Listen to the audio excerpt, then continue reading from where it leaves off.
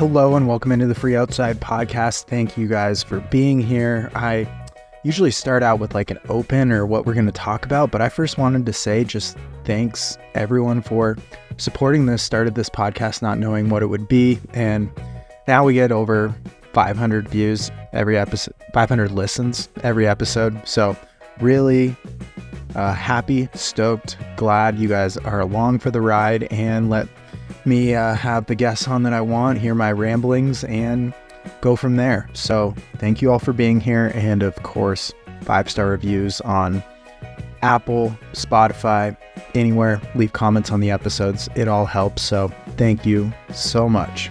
So today I thought I would just get in. There's we'll call it housekeeping. There's so many things that have happened in the last month, and especially while I was doing a stage race, that I thought we needed to go through them all because they're kind of crazy.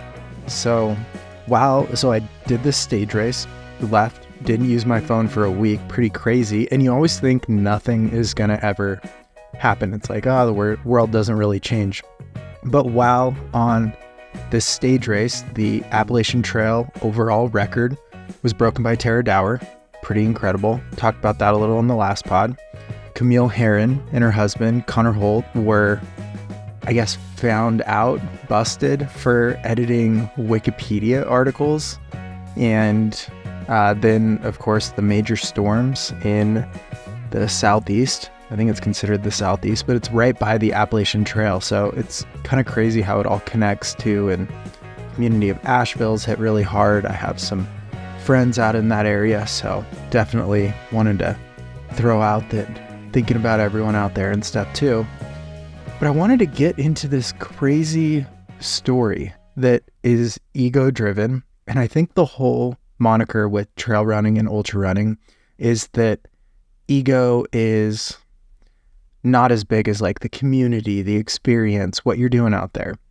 But in the past 10 years, with so much more money, brands, influencers, careers, fame, fortune, everything coming into the sport, it has definitely changed. So, for example, Hoka is giant. They're advertising on podcasts that I listen to, and they're not the ads that are like dubbed in after the fact.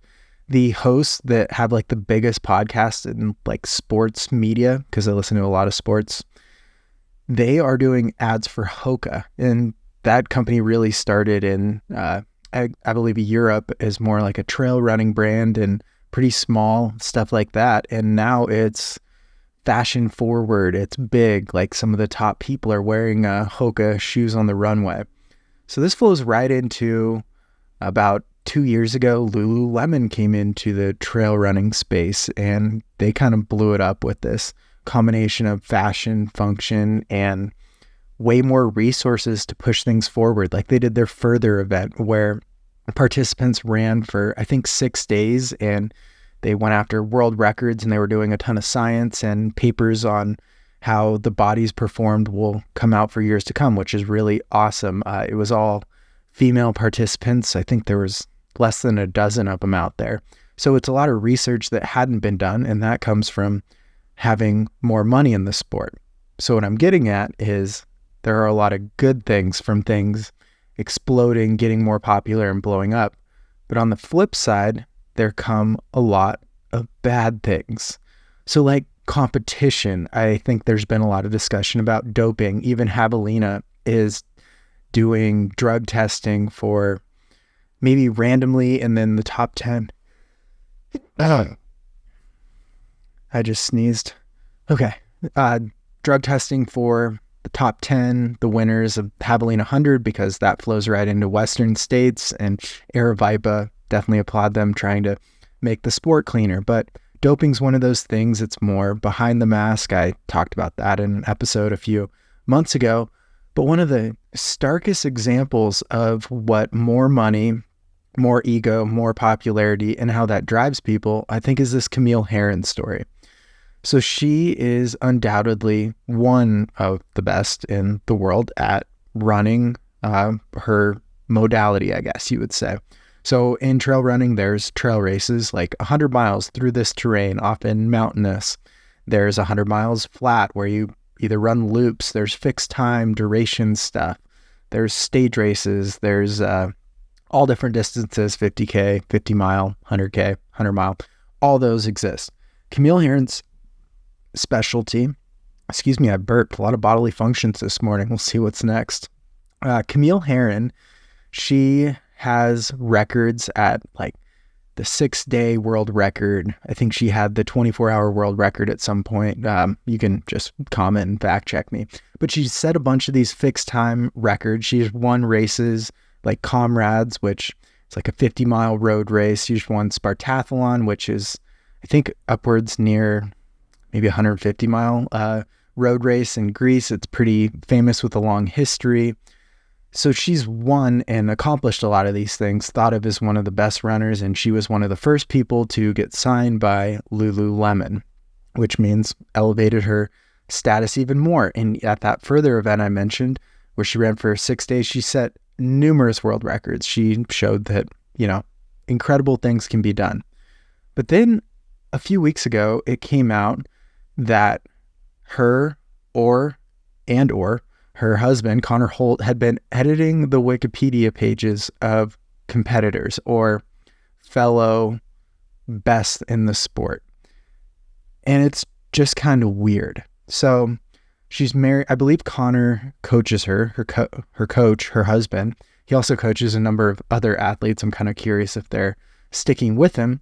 But essentially what he basically admitted to doing and what he did was he would delete things from her competitors' Wikipedia pages, like the best in the world at this, like Kilian Jornet, who's thought of as probably the greatest trail runner of all time. He can win a 10K, 10-kilometer race, a 6-mile race, up to a 100-mile race. He can set FKTs. He's done basically everything. He's like the most versatile runner, and he's been around for 20 years. And what Connor Holt would do would be go into Kilian's Wikipedia and take out things like thought of as the best runner of all time or widely considered the best of all time. He'd delete that and pretty much copy and paste that into Camille Herron's Wikipedia page.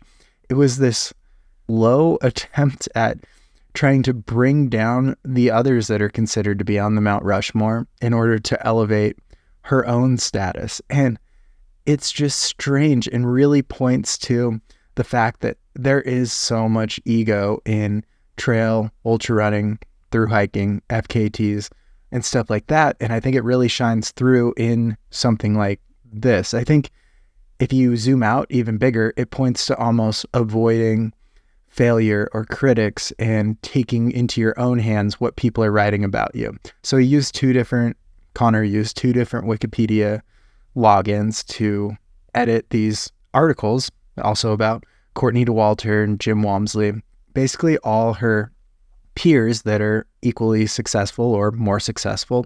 And it was trying to bring them down so that Camille would look like she was better if someone was going on all the Wikipedia pages and comparing them.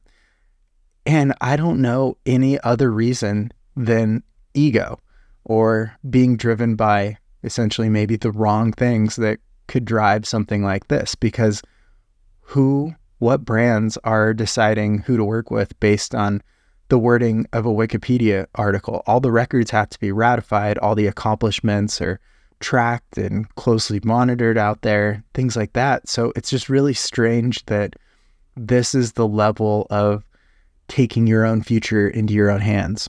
So the fallout was a reporter, I believe from Canadian Running Magazine, to give a plug, discovered this and wrote an article about it. This all went crazy while I was doing a stage race, so I came back to the party after the fact. But basically, Connor Holt replied that he did it, but that Camille had nothing to do with it. And then this leads to Lululemon, her biggest sponsor, dropping her. The fallout, she goes over to Spartathlon this year to try to win again and DNFs that race. And it's just crazy to see the backlash and the piling on, which I think some of it's valid and warranted, but also interesting when it becomes competition or competitors. Like, it happens when you start the race to when you finish it.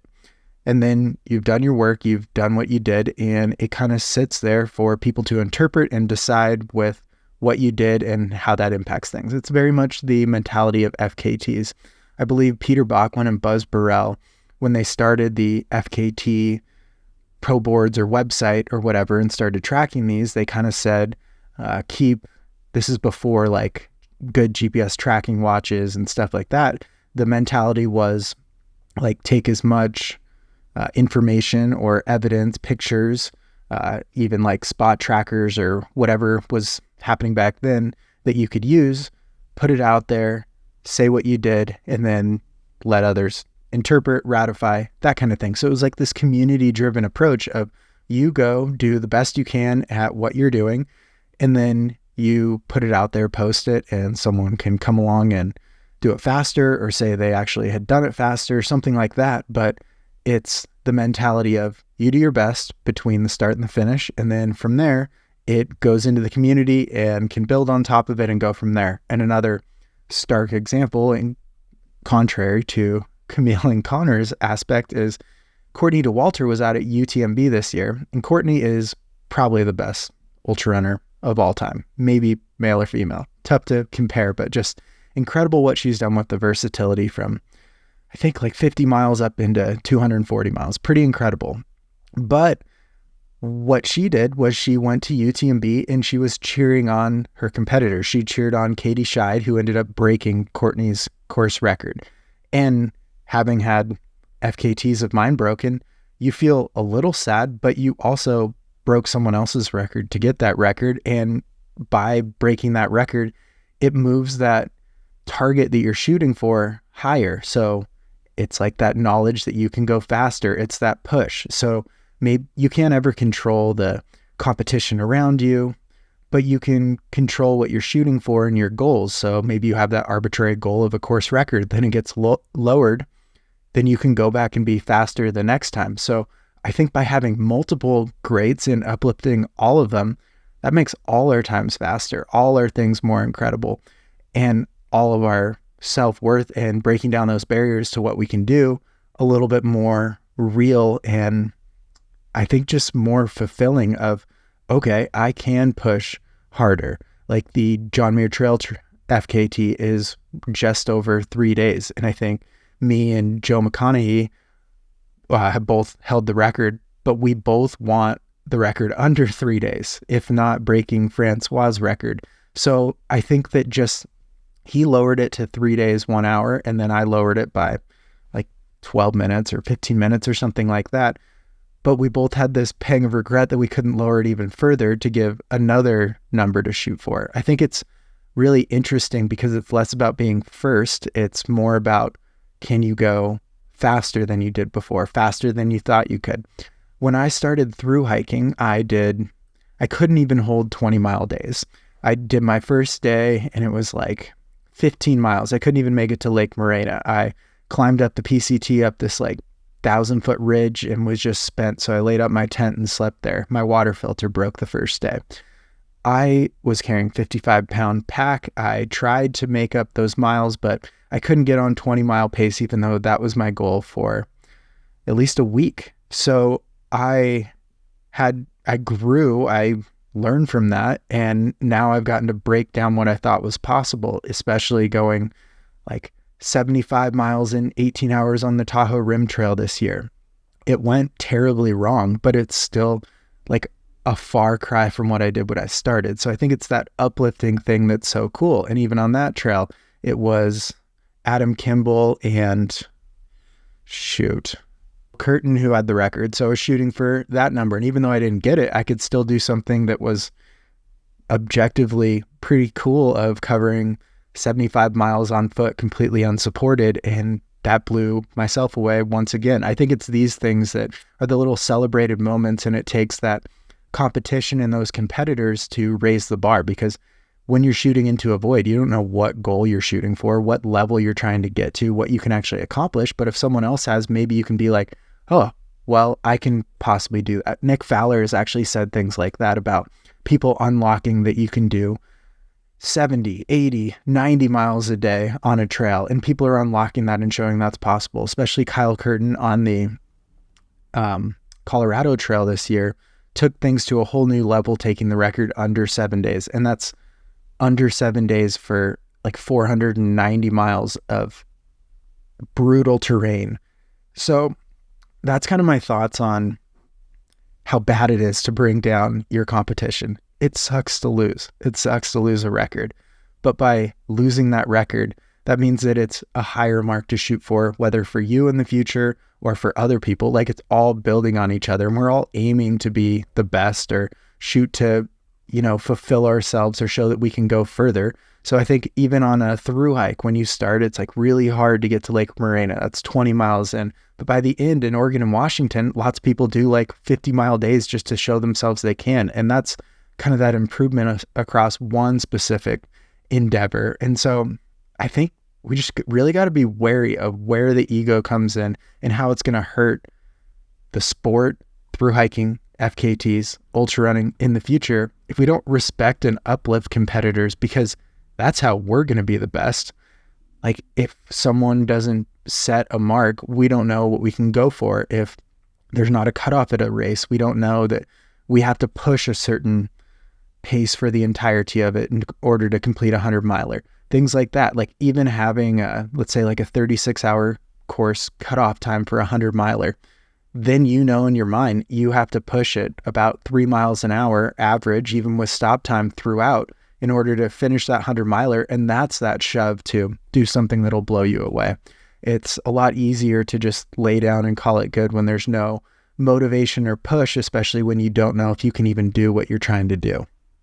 All right. That is my soliloquy to open the podcast. And I just think this story is so crazy. I don't know. It just shows like fragile in acting upon emotions or ego when all it's going to do is bring down your own brand, your own style, your own records, and your sponsorship and your livelihood. So with that, it's okay to be sad when you don't accomplish something, or someone beats you, or you get a record broken, if it's even that level.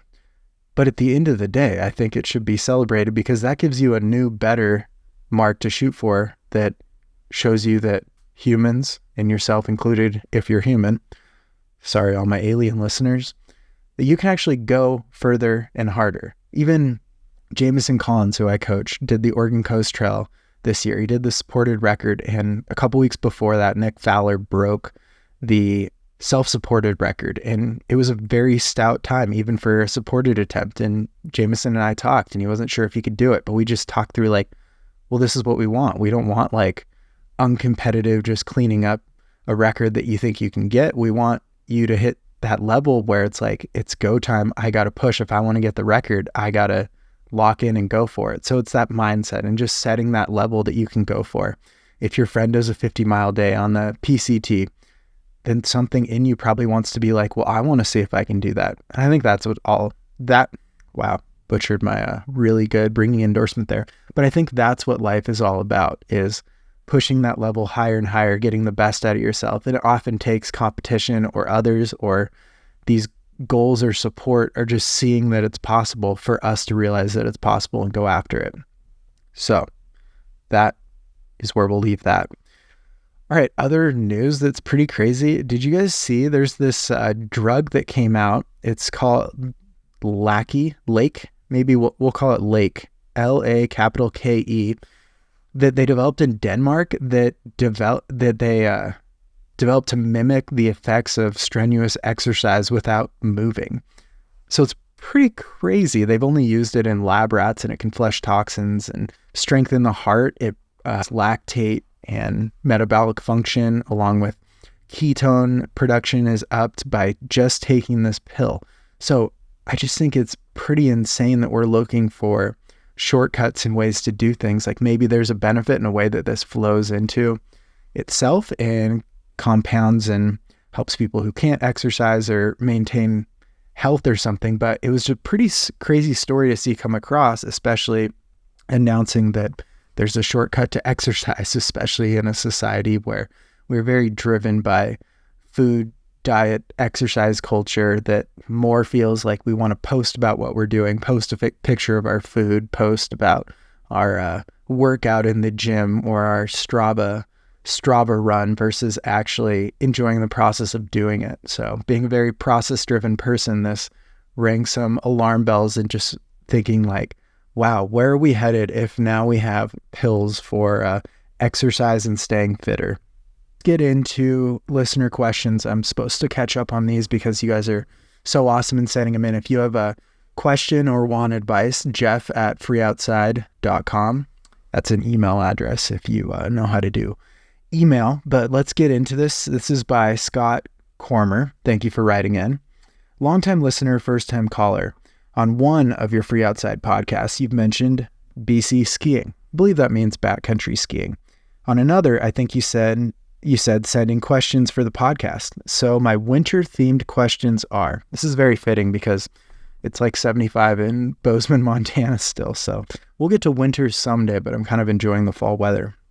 Number 1, are you taking questions for the podcast? The answer is yes. Why don't you do skimo? Skiing the big in skimo race skis would be F-word legit. Well, I don't know. I just kind of got away from skimo. I probably should get back into it this year. There's plenty of backcountry skiing around here. I think when I moved to I moved to Bozeman right when the pandemic hit. And so that kind of cut out a lot of things. When things opened up a little bit, our ski resorts were shut down. So I actually backcountry skied some when I first moved here with some people. And then I just, through changing relationship status and stuff, I didn't really keep in contact with the people I'd backcountry skied with, and I never really found another group.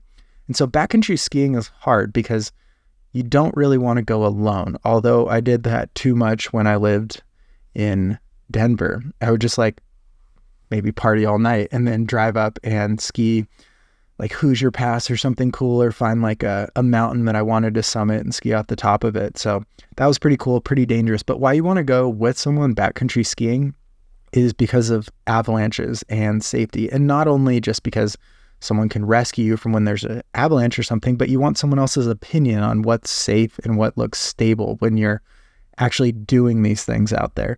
So I think that's the biggest thing why I haven't done it, is I just need to find more friends and get out and backcountry ski more now that I have some time and I'm in one place. I've actually lived in Bozeman longer than I've ever lived anywhere in my adult life. I think I've also owned this car longer than I've owned any single car in my adult life. I went many years without even owning a car. All right, next question. Have you learned anything about efficient running that has translated well to efficiency on the skin track? Yeah, I think the biggest thing is probably food, gear, and water storage. So considering all those things, especially through hiking on the Appalachian Trail, my water would freeze because it was like 0 degrees a lot of the time. I think it got to -10 at one point. It was pretty brutal. So I had to keep my water close to my body so my body heat could fuel it. And then everything from food and stuff, if it was the wrong type of food, it would get so rock hard you could lose a tooth biting into it. So a lot with efficiency of storage. I did a skimo race actually in Colorado that was like 40 miles or something. And I sewed a chest pocket onto a shirt. And so I held my water bladder actually completely in my shirt as if I had like a belly or was going to birth a reservoir, a bladder. Ironic. So yeah, I think just gear storage, gear adaptation, how you're going to store things and thinking of things like that. Also route creation, I think is kind of unique and different for backcountry skiing, but also similar in thinking through like time it takes on ups versus downs and combining that. So I think it just really comes into route planning, adventure planning, efficiency, gear storage, and considering the elements, especially with what you're going to wear, what works with how you wear what you wear, and taking into account the temperatures and wanting to stay cool, dry, and legit out there. Have you learned anything about skiing? Have you learned anything about efficient skiing that has nothing to do with efficient running? Yeah, totally. I think ripping skins has nothing to do with efficient running. Imagine if you had to rip off your shoes. So ripping skins basically. So you have these skins on the bottom of your backcountry skis, and basically you can glide forward, but they kind of stick or catch as they move backward. I guess that makes sense. So that you can go uphill and your heel isn't attached usually when you're climbing, and then you'll rip the skins at the top and ski down everything you just climbed up all the way to the bottom and maybe do another lap or call it a day or whatever it may be. So I don't think ski ripping has anything to do with efficient running, although maybe transition time with aid stations or something could come into play. All right, that is my one question answer advice column for today. And I want to now get into something that might be relatable. I'm just so stinking exhausted. I have this deep-seated fatigue in my legs. They feel heavy. It's been really hard to get consistent turnover, feel good on runs. And I'm signed up for a 100-miler in 3 weeks. So I'm not sure how that's going to play out. I've now taken 3 days off in a row, which has always been like my magic number of if I take 3 days off, I should feel pretty good. So I may test out running again today. But I've been thinking about this mindset of I'm not worried about the 100-mile race or the ability to go 100 miles. I'm worried about the intentions and why I would do it if I'm not feeling confident or good about doing it. It would, for one, on a coaching note, it'd be like wasting fitness and kind of depleting my body even more. On another note, it would be just going out there to essentially get a belt buckle and set expectations higher than I can achieve. So it would probably be a mental setback and just emotionally wouldn't be that into it. So I've been grappling with this same thought of if I'm going to do this, I have to feel really into it and interested, but I'm struggling to feel into it and interested because I'm not running well because I have this deep fatigue from, I think it's all these miles of a stage race where I carried, it's called like a 15 to 20 pound pack for most of the race. And that heavy weight and running miles, I think, just contributed to a lot deeper level of fatigue. In fact, a level I haven't really experienced since the long trail, when I also took too heavy of a pack and had my first real soiree into extended sleeplessness and hallucinations and stuff like that, just because it was essential for getting the record. I remember I was like 20 miles from the end and it was like, oh, I could push through, but I need a quick nap. So for that night of sleep, I slept for like 7 minutes. So I think that all those things just kind of add up. I didn't sleep well at Grand to Grand. I'm tired from it. All the weight, the last 2 days, I only ate like 600 or so calories a day, which in hindsight seems like it's really bad for your body because I'm having trouble bouncing back. So that's the personal news and update. We'll see. I will still be out at Javelina 100, but I just got to figure out where my body's at and where it's going to be for covering 100 miles. So if I'm stoked, ready to go and feel like leg turnover's okay, I don't even think I need a long run or anything. It's going to be weird trying to muster some confidence going in with basically no training since before Wasatch. So I did Wasatch 100 and failed about mile 55 or something. Maybe, I don't even remember now, but I had COVID then. And I've had some like breathing things where I breathe in really deeply and it feels like my chest gets kind of tight. So maybe that's lingering from that. It could be the dust from Grand to Grand, but I rode that experience in, did like a week of recovery, went down and did this 170-mile stage race over a week with a full pack because it was self-supported. And I think all these things are just adding up on top of itself. And just I have deep fatigue. It was a weird year of Cocodona injury, try for the Tahoe Rim Trail record, fail at that, fail at Wasatch 100, and then get second at the stage race. And then I just threw in Javelina 100, hoping that I could accomplish and come back from something, but we'll see. It seems tough. I haven't had this deep seated level of fatigue in quite a long time. I could always rebound really quickly. So it may just be a lot of things adding up and not fully respecting a respiratory based illness too. So that's sort of what's going on in my world and the world. So thank you all. Listener questions, you can also shoot those in once again, 5-star reviews. And Montana Meltdown is happening this weekend. So that's our fixed time race we put on, 4-hour, 12-hour, 24-hour options. We have like 35 to 40 or so participants in the inaugural year, which is pretty awesome. And so that'll be fun. I think race director life for me will be staying up all night on Saturday, as the race will go from 10 a.m. Saturday to 10 a.m. Sunday. So it'll be a good experiment if I like this new venture that I'm getting into. I can't believe that I just have taken on yet another thing, but it's pretty fun. So there are plans and thoughts about new routes and races, especially like a really cool 50 miler up here in Montana, because we have amazing mountains. And I think 50 miles is the perfect distance where it's a hard day. You're out there a long time, but it's rewarding and it doesn't take you into the night. You don't have to stay up overnight or anything. So that's everything going on in the world. Like, follow, subscribe, follow, give some love on Instagram at The Free Outside. And that is it. Also, I think the interview I did with John in the last episode is really good, so you should go back and listen to that if you haven't. All right. Thank you all for being here. Lots of gratitude. This is done better than I thought. I really have held off having any ads or something because I just wanted to build a pure, solid, cool community and have a podcast that gets out there that people listen to before I make any moves into doing that and make sure it's for the right intentions. But I think this is episode 46, so we're coming up on 50 episodes, which is so crazy for a massive introvert, autistic leaning person who lives alone, who speaks on the camera and to guests. In fact, a couple guests I've had to like reschedule because like I can't possibly understand or consider speaking or doing an hour-long discussion or interview right now. So it's been a learning experience. It's been really hard. It's pushed me out of my comfort zone. So thank you all for being here, and go chase whatever your goals are. Till next time, stay elite, my friends.